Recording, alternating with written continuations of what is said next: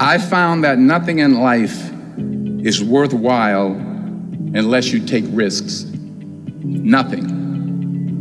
Nelson Mandela said, "There is no passion to be found playing small and settling for a life that's less than the one you're capable of living." Now, I'm sure in your experiences in school and applying to college and picking your major and deciding what you want to do with life, I'm sure people have told you to make sure you have something to fall back on. Make sure you got something to fall back on, honey. But I never understood that concept, having something to fall back on. If I'm going to fall, I don't want to fall back on anything except my faith. I want to fall forward. I figure at least this way I'll see what I'm going to hit. Fall forward. This is what I mean. Reggie Jackson struck out 2,600 times in his career, the most in the history of baseball. But you don't hear about the strikeouts. People remember the home runs. Fall forward. Thomas Edison conducted 1,000 failed experiments. Did you know that? I didn't know that. Because the 1,001st was the light bulb. Fall forward. Every failed experiment is one step closer to success. You've got to take risks, and I'm sure you've probably heard that before, but I want to talk to you about why that's so important. First, you will fail at some point in your life. Accept it. You will lose. You will embarrass yourself. You will suck at something. There's no doubt about it. And I know that's probably not a traditional message for a graduation ceremony, but hey, I'm telling you, embrace it, because it's inevitable. And I should know. In the acting business, you fail all the time. Early on in my career, I auditioned for a part in a Broadway musical. Perfect role for me, I thought, except for the fact that I can't sing. So I'm in the wings, I'm about to go on stage, but the guy in front of me, he's singing like Pavarotti. He's just, and he's just going on and on and on, and I'm just shrinking, I'm getting smaller and smaller. So they say, "Oh, thank you very much, and you'll be hearing from us." So I come out with my little sheet music, and it was Just My Imagination by the Temptations. That's what I came up with. So I hand it to the accompanist, and she looks at it and looks at me and looks out at the director and was like, nice. So I start, I'm gonna sing. I'm like, it's just my imagination once again, and then coming away with me. And I'm not saying anything, so I'm thinking I'm getting better. So I just start getting into it. It was just running. This, thank you very much, Mr. Washington. Thank you. So I assumed I didn't get the job. But the next part of the audition, he called me back. The next part of the audition is the acting part of the audition. Now I'm like, hey, okay, maybe I can't sing, but I know I can act.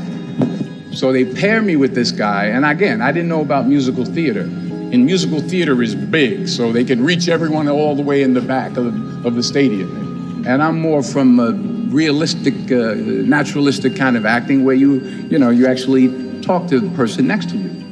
So I don't know what my line was. My line was, well, hand me the cup. And his line was, well, I will hand you the cup, my dear. The cup will be there to be handed to you.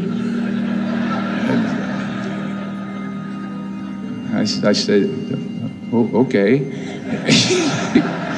Well, should I give you the cup back? Oh, yes, you should give it back to me, because you know that is my cup and it should be given back to me.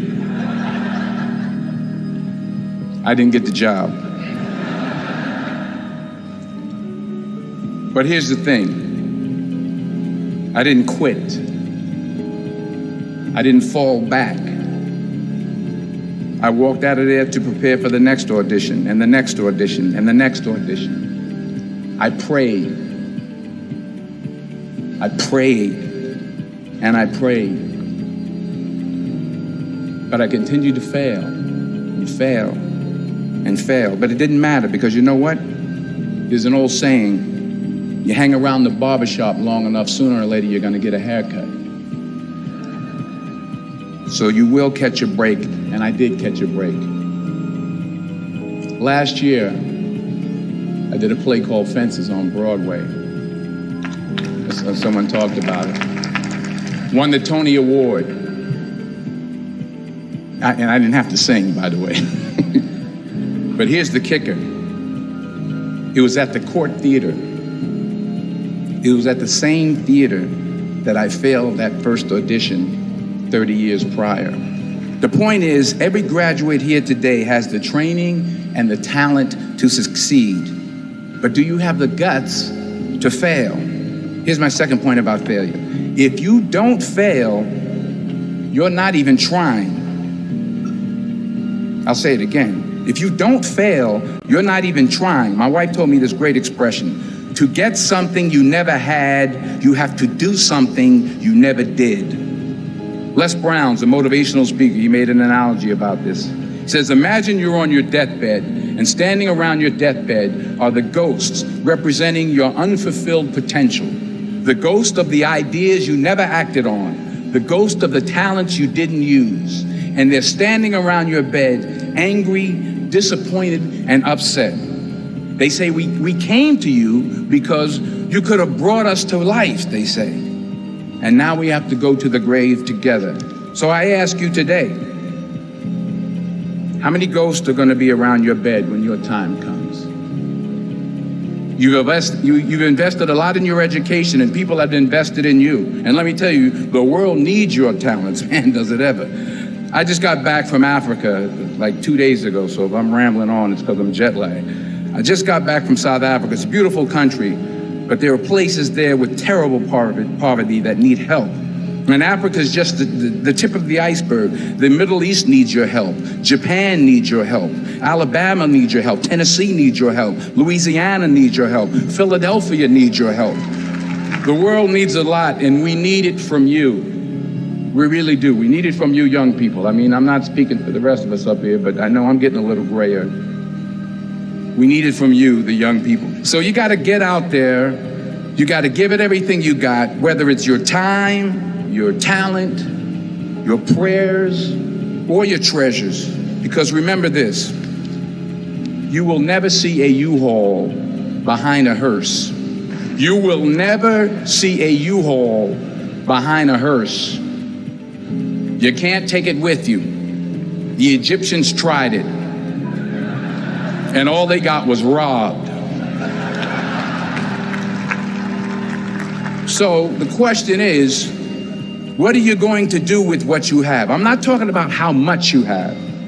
Some of you are business majors. Some of you are theologians, nurses, sociologists. Some of you have money. Some of you have patience. Some of you have kindness. Some of you have love. Some of you have the gift of long suffering. Whatever it is, whatever your gift is, what are you going to do with what you have? All right, now here's my last point about failure. Sometimes it's the best way to figure out where you're going. Your life will never be a straight path. I began at Fordham University as a pre-med student. I took a course called the cardiac I still can't say it. Cardiac morphogenesis. I couldn't read it, I couldn't say it, I sure couldn't pass it. So then I decided to go into pre-law, then journalism. And with no academic focus, my grades took off in their own direction. Yeah, down. I was a 1.8 GPA one semester, and the university very politely suggested that it might be better to take some time off. I was 20 years old. I was at my lowest point. And then one day, and I remember the exact day, March 27th, 1975, I was helping my mother in her beauty shop. My mother owned a beauty shop up in Mount Vernon.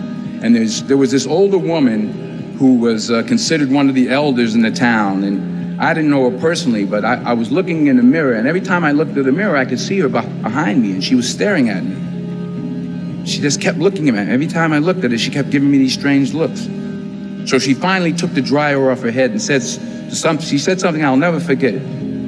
First of all, she said, somebody give me a piece of paper. Give me a piece of paper. She said, young boy, I have a prophecy, a spiritual prophecy. She said, you are going to travel the world and speak to millions of people. Now, mind you, I'm 20 years old. I'm flunked out of school. In fact, like a wise ass, I'm thinking to myself, maybe she's got something in that crystal ball about me getting back into school next fall. But maybe she was on to something, because later that summer, while working as a counselor at a YMCA camp in Connecticut, we put on a talent show for the campers. And after the show, another counselor came up to me and asked, have you ever thought about acting? You're good at that. So when I got back to Fordham that fall, I got in and I changed my major once again for the last time. And in the years that followed, just as that woman prophesied, I have traveled the world and I have spoken to millions of people through my movies. Millions who up till this day couldn't see me, who up till this day I couldn't see while I was talking to them, and they couldn't see me, they could only see the movie. They couldn't see the real me. But I see you today, and I'm encouraged by what I see. And I'm strengthened by what I see. And I love what I see.